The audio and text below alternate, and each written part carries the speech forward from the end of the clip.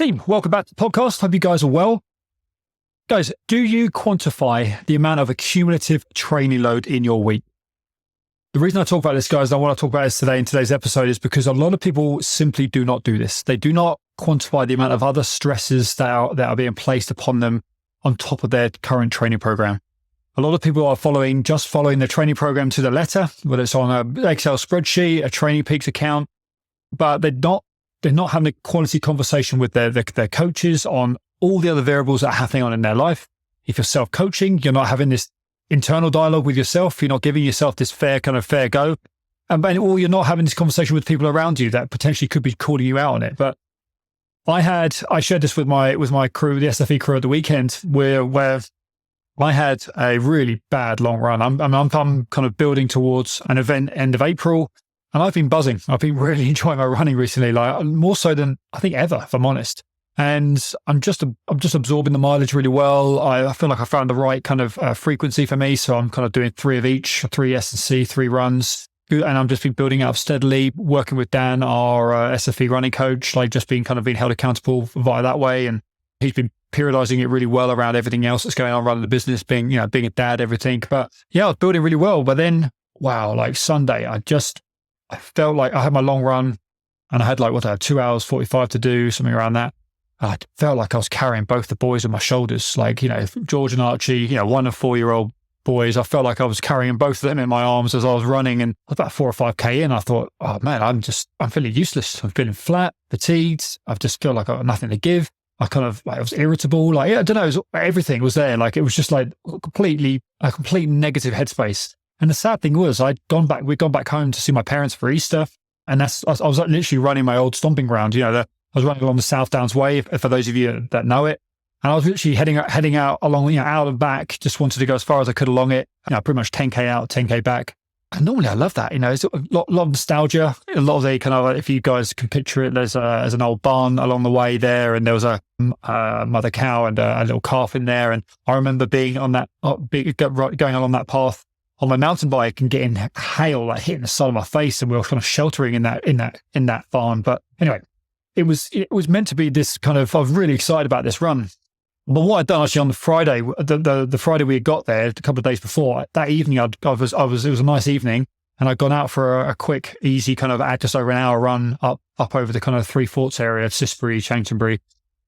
And it was a fair bit of elevation, for what it is. And anyway, I thought, crikey, maybe I'd smash my quads a bit more than I thought. Maybe I'd empty my tank a little bit more than I thought. And that was playing my mind and I got the Sunday run done. Anyway, point is, I got the Sunday run done, but I felt it didn't tick the box. I ticked the box, but it didn't tick my emotional box, as it were. I didn't feel like it didn't give me the highs that I was looking for. Anyway, I got back, and Polly, my wife, she could tell, and I was just like, oh man, I don't know what went wrong. I felt, I fueled well enough. I ate, drank, slept. Anyway, like any good partner, anyone that hopefully you're accountable to, guys, she called me out on my bullshit. She called me out on me and just reminded me of the week we had just had.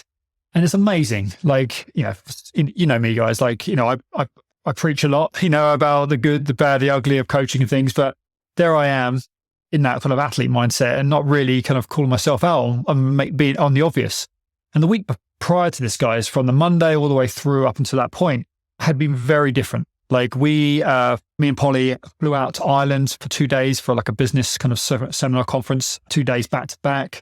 Because we didn't want to leave the boys for very long, we flew out early morning on the Tuesday, 4 a.m., leave the house, got into Ireland, got there, straight into a taxi, straight to the event, and that for 8:30 through to 6 p.m., just seminar, seminar after seminar, and then straight back to the hotel, back out, dinner, back into bed, get up early, same again, full day of conference, then straight taxi, airport, back home by midnight. The boys are obviously waking us up at 5 a.m. the next morning. That was Thursday. The week had kind of caught up with me in terms of work. That Thursday, Friday, then with work kind of back to back. And then obviously straight out the door to my parents, which is about a 2-hour drive across the country. Went on the evening run. Saturday was all kind of family, kind of seeing each other and stuff. And then obviously onto the long run. So a very mixed week, guys. I mean, just, in a nutshell, like it was that's 3 nights of poor kind of random sleep, and we're getting up early or sleeping in a hotel or kind of just not pleasant, efficient sleep. Food was good, but it was erratic. It was random. It was kind of on the go. It was, hotels, restaurants, etc. So it wasn't poor, but it wasn't, wasn't great and wasn't one I'm used to. Hydration, traveling always messes with that anyway. Then obviously back ending the week with all the work and, this kind of stress of making sure everything's ticking over nicely in that last little bit of the week. And then traveling, and then getting paired. So there was so many variables there, guys, that I didn't quantify. I wasn't quantifying in that, in my head when, in those moments, which is, it just highlights the way it is, right? It's just the way we are. We're all guilty of it. We're very hard on ourselves. But we've got to the point of this, guys, is you have to keep quantifying the accumulative training load. The biggest problem we see week in, week out, and with people within our group, within our SFE community, but also people that we get in contact with us, is that this is not being managed on a day-to-day, week-to-week, month-to-month, year-to-year basis. You're not being held accountable to the other aspects of your lifestyle. Integrating your running, your triathlon training, your multi-sport riding training into your life is complex. Our lives are busy. We are working. We are trying to look after our families. We're in relationships. Life is pivoting all the time for us. There is a series of internal, external stresses that are being placed upon us that we've got to be constantly regulating and managing and planning for. And a lot of people don't. They're just trying to layer a templated program on top of a very complex lifestyle, a busy lifestyle. And that's not taking into consideration any injuries, any kind of health considerations, any previous kind of struggles with nutrition in the first place or recovery in the first place. So, there's a complexity there. But again, guys, I just want to give you a little bit of an anecdotal evidence is that I'm guilty of this. But on reflection, great. I can understand it. I could then digest it better. I can draw a line underneath it and move on to this training week and get my house back in order, get back into my routines. And this is what we are obviously as coaches always looking to improve upon with everyone we work with is like, right, what's coming up? What's the week look like ahead? Where are the bottlenecks? Where are we going to be less efficient as we want to be? Where are we going to be getting our nutrition from? Where are we going to be, where do we need to be doubling down on our, just our preparation? What environments are we going to be training in? I mean, we've got a number of people traveling right now, and that literally that moment has helped me as a coach and us as coaches, that strength endurance, to reinforce these values. And this was in our team meeting this week where we were just talking about, okay, are we doing enough for so and so, within the group who's going away at the moment, making sure that they are going to be they'll be more comfortable than I was potentially. But it's also just adjusting your expectations, right? Like, God, we're so bad at that. We just keep thinking our output's going to be just as good all the time, but it's going to ebb and flow. And so we've got to be out managing those expectations. Otherwise, we're just going to be living in misery. Like, we're just going to be like, oh, the worst case, we're going to injure ourselves because we're just overloading our system. We're overtraining. We're pushing ourselves with too little. We know we haven't got enough resources, sleep, nutrition, hydration, whatever. And we're just going to get injured. But also, guys, we're just going to be miserable because we're just going to be in this kind of low state because we just never feel like we're kind of achieving what we feel like we could, and that's kind of what I sampled on Sunday. I felt like I was in the gutter a little bit mentally, but I need a pole to pull me out of it. And then I speak to Dan, he pulled me out of it further, called me out on it again. And, talking to the team this week, again, it's just reinforcement of those of what we would consider the obvious. Like, you've got to quantify the external stresses on our life. There are times when things do peak, work commitments, family commitments, like, there are things that, holidays, trips, commuting, there's things that we have to just manage, guys. And if you're not doing this on a week-to-week basis, daily basis, potentially, you're in danger. You're in danger. Like, there's no other way of saying it. And I can't tell you how many people who are confused and anxious out there because they're not having this being helped manage through this. They've got these long-term tendinopathies. They've got these bone stress injuries. They've got these poor performances. They're not consistent in their training because they're just following template programming. They're not having this type of interaction with their coaches. It's one-dimensional.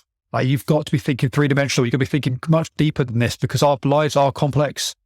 And as I said, it's really helped me this week to understand, okay, come on, you know why. Like, it's there. It's black and white. You know why it's there. Do better this week. And obviously it's easier when you are back in your own routines. But again, it gives me, I'm actually away Thursday through Sunday. We're actually kind of away again. It's the kind of just on the go anyway, or on the move, family birthdays and things, competition on Sunday. So either way, it's already given me the right think ahead.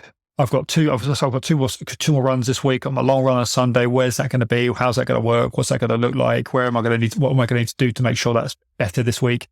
So you join it. We're using that as evidence and as a kind of that, as a driving force for that. But again, it's just having that accountability that's really helping me in the background with Dan. We've moved around a few of the runs this week because of that, and so as a result, guys, it's just thinking ahead. We've got to be doing this. So guys, big takeaway today. Are you quantifying the accumulative training load of your life as well as your training? Is a major contributor. The type of job you do, the occupation you have, that has an impact on your training loads. Like you can't just be thinking, okay, I've got 5 sessions this week. Actually, you've also got to quantify the amount of commuting, how much time you're spending on your feet. And on top of that, that's why we have to ask, like, I'd like to think if you're working from a training app, that app is asking you what type of lifestyle you have. Is it asking you, what type of job you have, what type of lifestyle you keep? If you're a mother, if you're a mum or a parent looking after multiple kids, like you're moving around all day, you're on your feet all day, probably you're not sitting down, resting a lot of the time. If you've got a manual job, teaching, working in a shop or a restaurant or whatever, you're on your feet all day. You're a doctor, a medical professional, like you're on your feet all day. There's so many, and then you're not even quantifying the stress of it. There's so, this is just examples off the top of my head. Veterinarians, same thing, like farm or, whatever they kind of environment you're in. There's so much demand we place on our body. We've got to give ourselves a greater understanding of this. Because this is where overtraining creeps in, guys. This is where poor energy availability creeps in. This is where these bone stress injuries, overtraining symptoms start to creep in, poor performances, poor sleep, poor relationship with food, poor relationship with recovery, because we're becoming overwhelmed and we're just getting through it, but we're redlining it. We're redlining it all the time. We are like working with too little. And these are all the things we've got to be getting on top of. So guys, actions for this week coming up, guys, we've got to be thinking. We've got to really be thinking about kind of what our weeks look like ahead of us, looking at our training program on top of our lifestyle and looking at where those kind of red zones are potentially, where you're going to be like the quality of nutrition. You're going to be needing to make sure you're prepared for that, thinking ahead with it, hydration, thinking about your sleep, where, what little strategies you need to be thinking ahead, going to bed early, preparing your food, adjusting your training intensity.